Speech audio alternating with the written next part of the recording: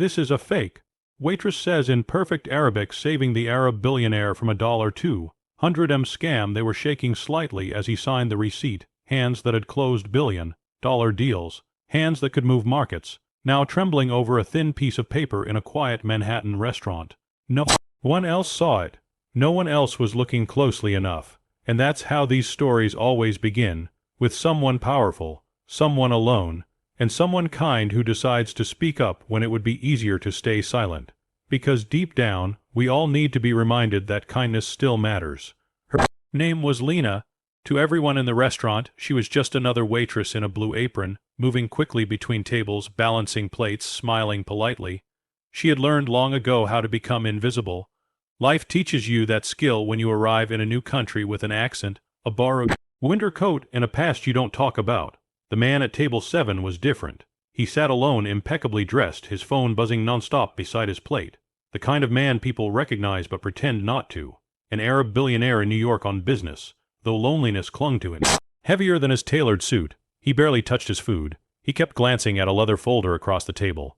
Documents stamped, signed, official. Looking too official. Lena poured his water and froze. One page was open just enough for her to see the Arabic.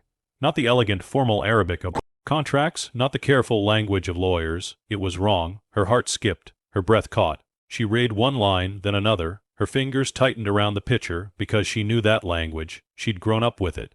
She'd heard it whispered in kitchens, argued in markets, misused by men who thought foreign eyes wouldn't understand. And this was a trap. She walked away. Told herself it wasn't her place. Told herself rich men don't need saving. Told herself she couldn't afford trouble. Not with rent due. Not with immigration paperwork still unfinished. But when she turned back, she saw his face, not powerful, not arrogant, just tired. The phone buzzed again. A message popped up. She caught a glimpse as she refilled another table's glass. Finalized today. Opportunity won't wait. That's when Lena felt it. That familiar tightening in her chest. The same feeling she'd felt years ago when her father was cheated out of everything because he trusted the wrong smile. The same silence that followed when no one warned him. She walked back to table 7. Her voice was steady even though her hands weren't. She leaned in and said softly in perfect Arabic, "This is a fake." The billionaire looked up sharply. "What did you say?" he asked, switching to English. She didn't. She repeated it in Arabic, clearer now, the contract. The phrasing, the numbers hidden in the margins. This isn't a deal. It's a theft. Time stopped. The noise of the restaurant faded. His eyes searched her face, not for confirmation, but for truth. People had lied to him all his life, smiled while taking pieces of him. But this woman wasn't smiling. She was afraid. He closed the folder slowly. "Sit," he said. She shook her head. "I'm working. In my culture." He replied gently, "When someone saves you, you listen."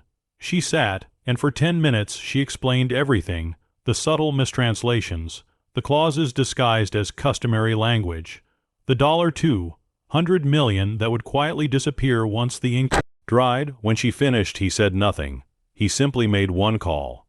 Arabic filled the air again, but this time sharp, controlled, dangerous. The call ended. He exhaled, long and heavy, like a man waking from a nightmare. "My legal team missed it," he said quietly. "So did my advisors." He looked at her. "You didn't?" She stood embarrassed. I couldn't watch it happen." He nodded slowly, realization settling in, not about the scam, but about her. "Why help me?" he asked. She thought of her father, of her mother sewing late into the night, of all the times someone could have spoken up and didn't. "Because money doesn't make you less human," she said, "and losing everything hurts the same." When she brought the check, he left something on the table. First, she thought it was a generous tip. It was more than her yearly salary. Attached was a note. "Kindness spoken in the right language is priceless. Call this number." Weeks later, Lena wasn't wearing an apron. She was sitting in a glass office overlooking the city, hired as a cultural and language consultant for his firm-protected, respected scene. And the billionaire, for the first time in years, he trusted someone again, because sometimes the greatest rescue doesn't come from power or wealth or influence. It comes from a quiet voice that refuses to stay silent.